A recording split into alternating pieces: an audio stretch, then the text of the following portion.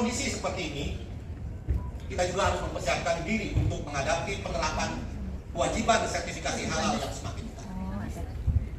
Undang-Undang Nomor 33 yang merupakan amanat yang harus kita laksanakan, yaitu Undang-Undang Nomor 3 Tahun 2014 tentang jaminan produk halal, serta telah dilengkapi dengan Peraturan Pemerintah Nomor 39 Tahun 2021 mengenai penyelenggaraan jaminan produk halal, telah menetapkan bahwa mulai tanggal 17 Oktober 2026, 2 tahun lagi, sertifikasi halal akan menjadi keharusan bagi barang gunaan, termasuk di dalamnya tekstil dan produk tekstil.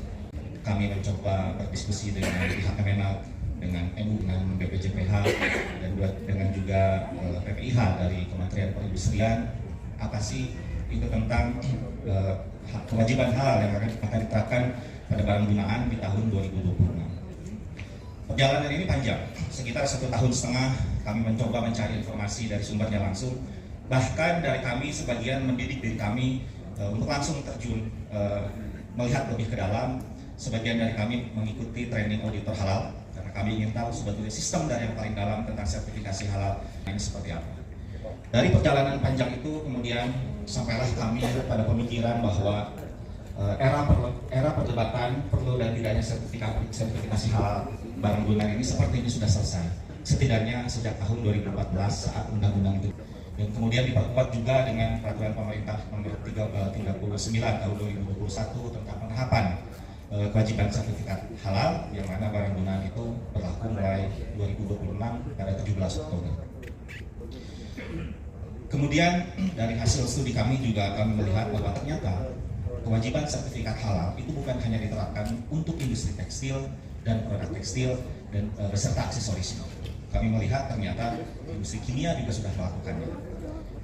Dari yang sebelumnya, kalau saya berjalan ke supermarket itu hanya melihat sepintas bahwa ada shampoo, ada sabun mandi, itu semuanya ternyata sudah memiliki sertifikat halal.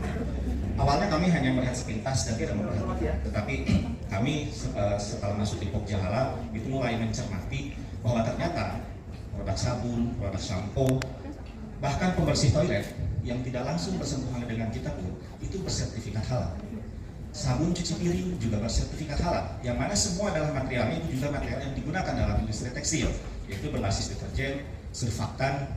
Kemudian juga pelembut pakaian seperti moto, itu saya juga lihat ada sertifikat halalnya. Itu juga mungkin basicnya tidak jauh dari fatty acid, PEX, atau mungkin sebagian sedikitnya adalah kandungan silikon. Jika kita bisa bersertifikasi halal, industri kita itu akan menjadi sebuah pusat fashion yang berkembang, karena satu, negara kita ini adalah negara muslim kedua terbanyak sekarang di dunia, sehingga perkembangan fashion kita seharusnya kita sendiri yang tahu, ya. Kita kembangkan industri fashion kita dan kita menjadi pusatnya aja. Kita di hulu sudah mulai halal, sertifikasi halalnya itu di hilir.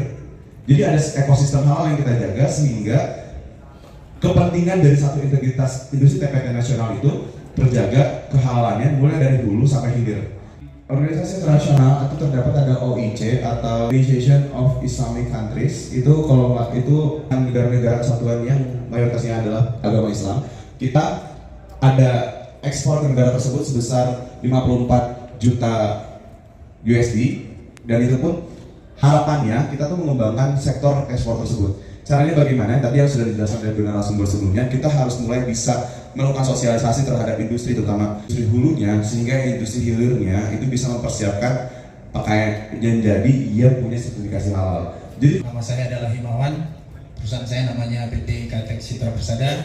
Kebetulan kami sudah memiliki 2 brand produk tekstil yang sudah bersertifikat halal. Yang pertama adalah kain ihrom yang bermerek Kanagi yang sudah bersertifikat halal sejak September tahun lalu, dan yang terakhir pada bulan Juli lalu kami juga sudah mendapat sertifikat halal untuk busana muslim 9 item, mulai dari mukena, gamis, baju koko set, gamis laki-laki, sarung, tunik, kerudung, ada 9 item. Baru bulan Juli lalu keluar sertifikat. Kok bisa? 3 tahun yang lalu. Begitu sulitnya untuk melengkapi semua dokumen yang diminta. Kasih kepada perwakilan dari Balai Besar Standarisasi dan Pelayanan Jasa Industri Tekstil BBSPJI